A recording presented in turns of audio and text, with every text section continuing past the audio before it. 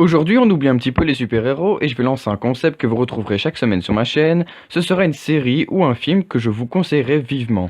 Pour les vendredis soirs, quand votre copain Francis ou votre copine Natacha aura décidé de vous larguer. Bon, Jason, un petit générique là.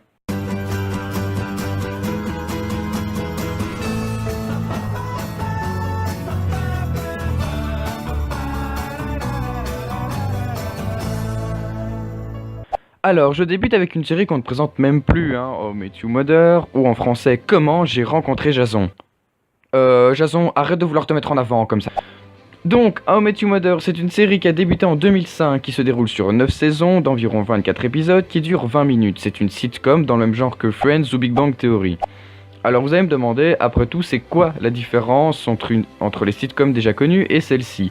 Et pourquoi, d'après mon opinion, c'est la meilleure d'entre toutes? Eh bien, c'est parce que How I Met Your Mother s'adresse, je dirais, déjà à un plus large public que les autres.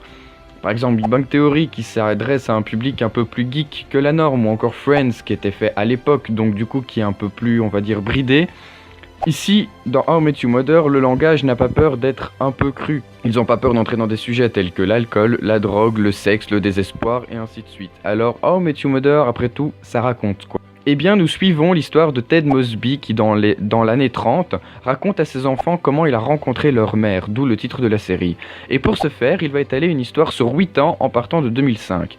Nous allons rencontrer ses amis un par un qui sont au nom de Marshall, Lily, qui est jouée par une actrice déjà connue pour son rôle dans Buffy contre les vampires ou encore dans American Pie, ou à Robin qu'on a notamment pu voir dans les films Avengers dans le rôle de Maria Hill, et Barney joué par Neil Patrick Harris qu'on ne présente même plus. Cette série a ce don que je ne retrouve dans aucune autre sitcom, c'est-à-dire de vous faire passer du rire aux larmes excessivement vite. Vous savez, quand vous regardez une série, vous aimez vous identifier au personnage. Eh bien ici c'est possible, vous allez au moins vous identifier à l'un des personnages.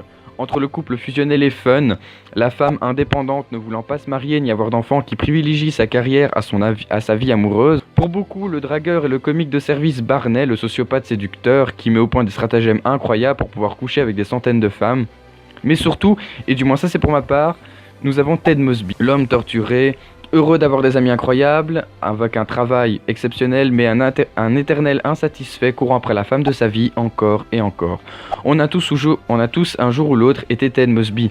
Et c'est pour ça que cette série est magnifique, entre le mélange de personnalités et ainsi de suite. Car peu importe les épisodes, peu importe la situation dans laquelle on se trouve, cette série nous donne des leçons. Et c'est quelque chose que j'aime énormément. C'est une série dont on ne se lasse pas et je pense qu'on ne se lassera d'ailleurs jamais. Parce que déjà ils nous tiennent en haleine à savoir qui est la mère des enfants de Ted. Alors je vous dirai pas quand on fait enfin sa rencontre, je vous laisse la surprise pour ceux qui ne l'ont pas vue et qui voudraient la voir. Mais croyez-moi, pour ceux qui ne l'ont pas vue et qui cherchaient une série à laquelle on veut s'attacher aux personnages, je vous donne celle-ci. Car croyez-moi, quand vous l'aurez vue, ces personnages ne vont faire que vous manquer. Une série très drôle, très triste, très attachante, mais vraiment merveilleuse. C'est une de mes séries préférées que j'ai regardée déjà 3 fois en entier.